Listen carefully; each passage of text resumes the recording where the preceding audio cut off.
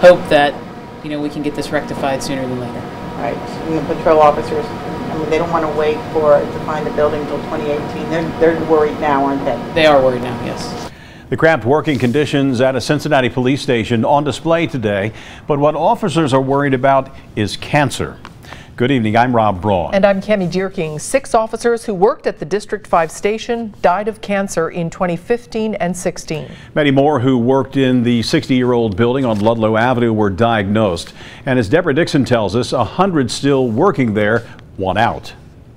City leaders, the police chief, and reporters crammed into the tiny district for a tour set up by Law and Public Safety Committee Chairman Chris Smitherman. There's 18 sergeants, as you can see, that work out of this office. They're pretty much stacked on top of each other. The lousy working conditions are not new. Too many cops with cancer is what officers are talking about. This detective's office is called Cancer Corner. 3 detectives who sat in these 3 desks next to each other got cancer. 1 is dead, and there are others. Kristen Shurcliffe sat in that desk. Stephanie Bradford, who's now deceased from cancer, sat in that desk. And Paul Meyer, they're both cancer survivors on both of those desks. Sergeant Voelkerding said chairs were sometimes soaked in pesticide spray because of the bug problem in that office. We would come in and they would spray, and it would be soaked, and it would smell. Detectives moved to a new location temporarily until a new District 5 building is renovated. But cops who still work here don't want to wait. If we tried to build a brand new facility, that would be a 3-year period of time.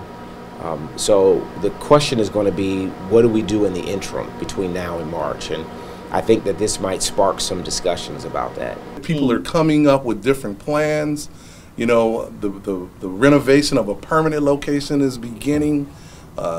I mean, we're doing what we're able to do at this point, and I know they're ready to go. I'm ready for them to go. If I had a place for them to go right now, I'd take them there right now. Councilman Charlie WINBURN said everybody who's left here at District 5 should have to wear one of these. And then he asks, would you want your loved one to come to work here? This is wrong. If they had a loved one here, they would want to close this place down. The building will close, but when?